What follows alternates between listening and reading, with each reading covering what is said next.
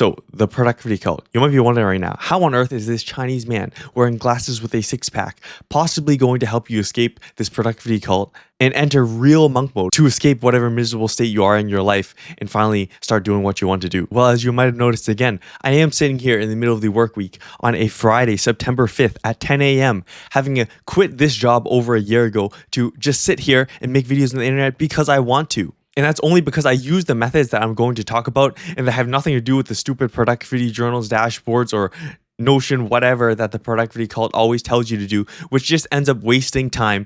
And then you focus on those things instead of actually getting the work done. And I know because I literally made this entire notebook here before I ever figured it out, trying to get productive. But in reality, I was just trying to get productive. I would watch like a YouTube video, trying to get warmed up, work on my journal a little bit. And then I just find myself watching video games, anime, all the same, because I never actually got the work started. But by using these dashboards or these journals like I just showed you, you feel in control of your distractions. You feel productive, but you're just like those Brokies wearing Gucci trying to feel like you're rich.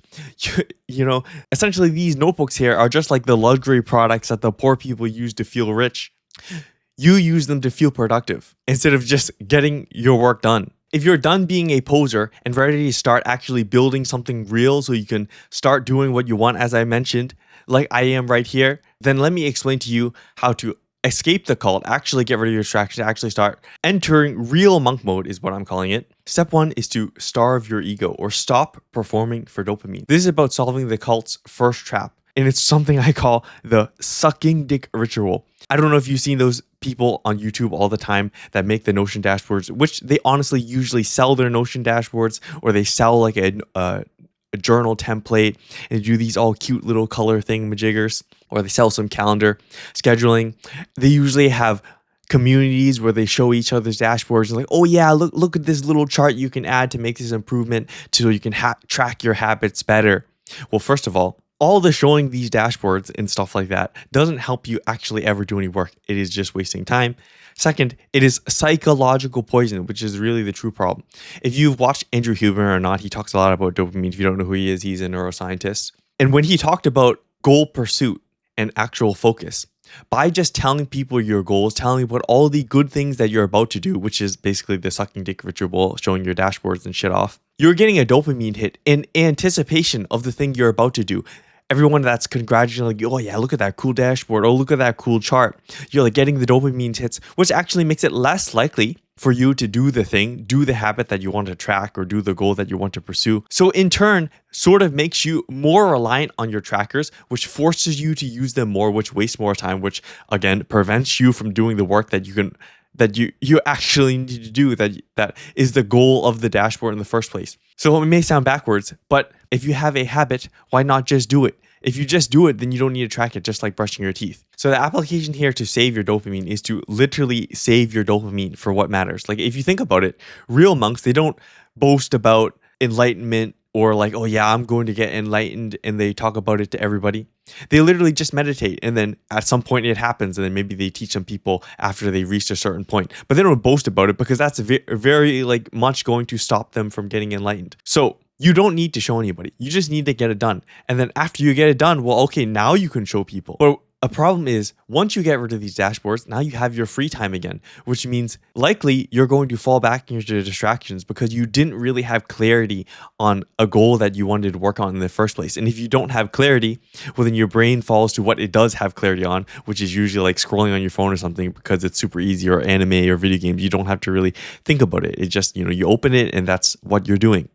If you need help getting clarity or have a problem about how to actually get into sort of real monk mode, then you can't just tell me about your problems and then I can email you back completely for free. If that interests you, top link in the description, you can check that out. But if you do have clarity and you just want to escape the productivity cult to stop wasting your potential and just feeling productive, then you want to go into step 2, which is to kill complexity and burn the fancy dashboards. So the cult's second trap is the magic upgrades, is the endless cycle of buying templates, apps, and calendars. Because again, you're spending your time feeling productive, therefore you get nothing done. So you seek the next app, the next template, the next calendar, the thing that's going to upgrade you to super productive levels and then finally help you achieve what you want.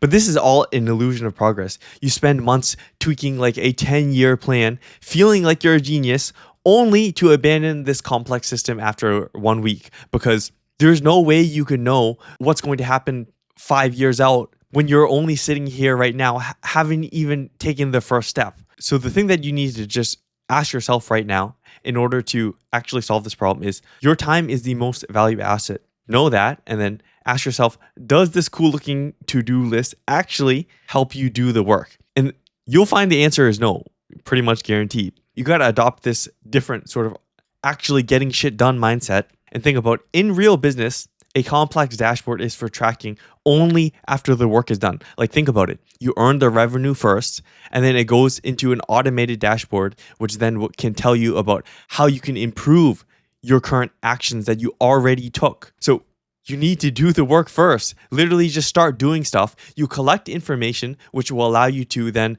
pivot your actions to something that is more effective, or like what will allow you to earn more revenue, get into a better career, build your business better, whatever it is that you want to achieve. And I don't remember exactly where I heard it. I think it was like Gary, the CEO or something like that. If you heard that channel where he was interviewing some CEO where he talked about the only business plan that worked. The only business plan that worked, or the most successful one, is one that you have a goal that's like 5 or 10 years out. And this is just pie in the sky, the shooting for the moon star out there that guides your decisions. And then after that, you maybe just plan out for the next 1 year and 1 year only maximum. What is your first step that you need to take? And then what is the goal that you're trying to achieve? That's all. That's all you really need, because any further planning out than that, like specific steps, is just not going to work, because it's probably the landscape is totally going to be different than what you imagine is going to be. So it's just a waste of time. Okay, so with this, that you can get rid of most of your tools, but a lot of you might be keeping sort of a habit tracking journal or like a piece of paper where you're checkboxing like, oh, I'm on a 25-day no-fap streak, or I've done my workout for this many days consecutively, or you're checking off like I've made the habit to work at a certain time every single day. And this is what allows you to actually get your work done. Well, this next step will allow you to continue this productive habits that you do all the time, even without any of the habit trackers. So totally escaping the productivity cult. Like now, no apps, no telling other people, and now no habit trackers. So step 3, although a bit counterintuitive, is to stop tracking what actually matters. It's to forge real habits. So the cult's final trap is the vanity of tracking habits is that it feels productive to see all the charts, but this is actually a sign of weakness within your habit. Because if you really think about it, you only track the things that you're subconsciously planning to skip, right? You wouldn't need to track it if you just simply did it every single day. Well, like what is there to track? It's just a 100% chart all the time. So the real habit test that you can do, the litmus test or the application to know whether you should really stop tracking your habit, is think about brushing your teeth. Do you track brushing your teeth? Do you track taking a piss? Do you track eating dinner? These are all productive habits, right? In a sense, they're habits, things you have to do every single day. Or probably brushing your teeth is the best thing because you don't really have to do it every single day. You don't track these things, right? You just do it. There's 100% hit rate on your brushing your teeth because you know you just need to do it. You do it 2 times per day.